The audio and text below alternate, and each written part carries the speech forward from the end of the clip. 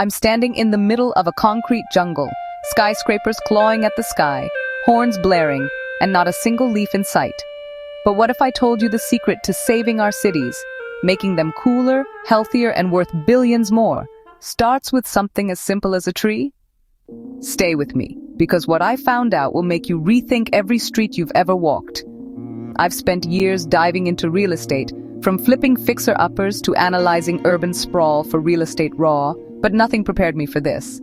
Cities like New York, Tokyo, and Dubai are choking under heat, noise, and skyrocketing costs. I started digging into why some neighborhoods thrive while others feel like pressure cookers. The answer? Trees. Not just for shade, but as a hidden engine driving property values, mental health, and even survival. But here's the catch.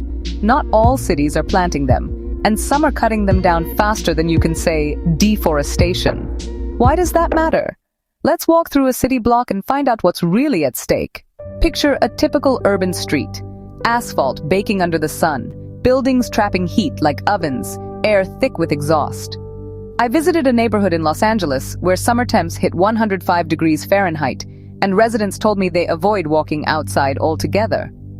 Studies I dug up show urban heat islands, areas with little greenery, can be 20 degrees hotter than leafy suburbs. That's not just uncomfortable, it's deadly. Heat-related deaths are climbing, and hospitals in concrete-heavy zones are swamped every summer. I talked to a paramedic who said, "We're not just fighting heat stroke, we're fighting the city itself." Trees, it turns out, can cool streets by up to 10 degrees by shading pavement and releasing water vapor. But here's the kicker. Only 15% of Los Angeles' streets have enough tree cover. Why aren't we planting more? I started chasing that question, and it led me to city budgets. Municipalities spend billions on infrastructure, roads, bridges, subways, but tree planting often gets pennies. I found a report showing that for every $1 spent on urban trees, cities save $7 in healthcare, energy, and stormwater costs. Yet, in places like Chicago, tree planting budgets were slashed 30% last decade. I walked through a South Side neighborhood where stumps lined the sidewalk, remnants of oaks cut down for safety. Locals told me crime spiked after the trees vanished. Turns out green spaces lower stress and deter vandalism. But developers and city planners often see trees as obstacles, not assets. I wondered, who's pushing back against this? And why isn't every city green by now? Then there's the real estate angle.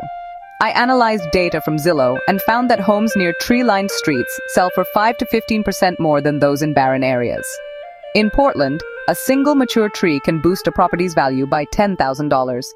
I visited a broker in Seattle who said, clients don't just want a house, they want a vibe. Trees sell that vibe. But in fast-growing cities, developers clear-cut lots to maximize square footage, leaving buyers with views of asphalt. I started to see a pattern. Short-term profits trump long-term gains. But what happens when a city's too hot, too noisy, too sterile to live in? I needed to know what trees were really doing under the surface. The deeper I dug, the crazier it got. Trees don't just cool or beautify. They're air purifiers.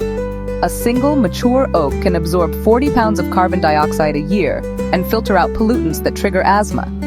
In cities like Atlanta, where air quality's been slipping, hospital admissions for respiratory issues drop in neighborhoods with dense tree cover.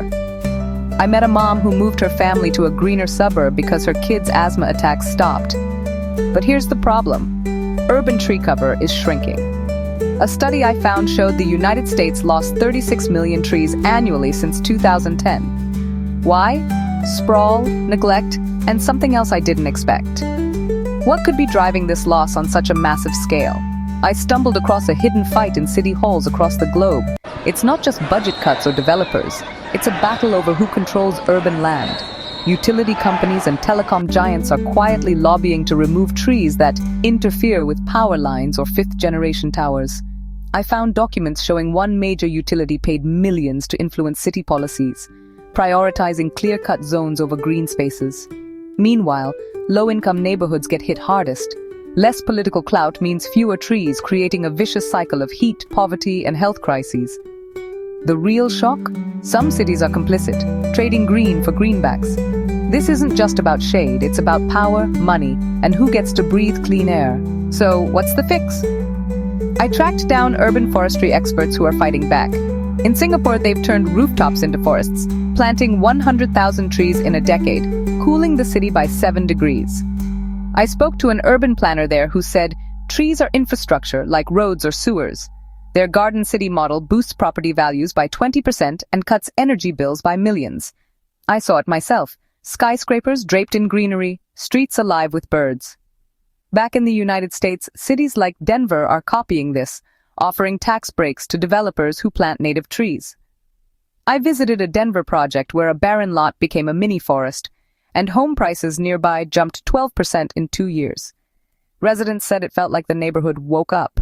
But it's not just about money. Trees change how we live. I walked through a park in Toronto where office workers eat lunch under maples and stress levels measurably drop. Studies show 10 minutes in a green space lowers cortisol by 15%. I felt it myself. After an hour under those trees, the city's chaos faded. Then there's the climate angle. Urban trees can cut a city's carbon footprint by 5%, and when paired with reflective pavements, they slash energy use for cooling by 30%. I found a pilot in Phoenix where tree-lined streets cut air conditioning costs by $200 per household annually. But the real lifeline? Communities are rallying. In Detroit, residents planted 10,000 trees in abandoned lots, turning crime hotspots into parks. I met a volunteer who said, "We're not just planting trees, we're planting hope." What's stopping every city from doing this? The answer lies in action. Cities like Melbourne are mapping tree equity, ensuring low-income areas get green investments. I checked their data. Neighborhoods with new trees saw hospital visits drop 10% and property crimes fall 7%. It's not perfect. Planting takes time and trees need care. But the payoff's undeniable. I stood in a newly planted block in Miami, where kids played under young oaks, and it hit me. Trees aren't just saving cities, they're saving us. They're not a luxury, they're a lifeline. So why aren't we all demanding them?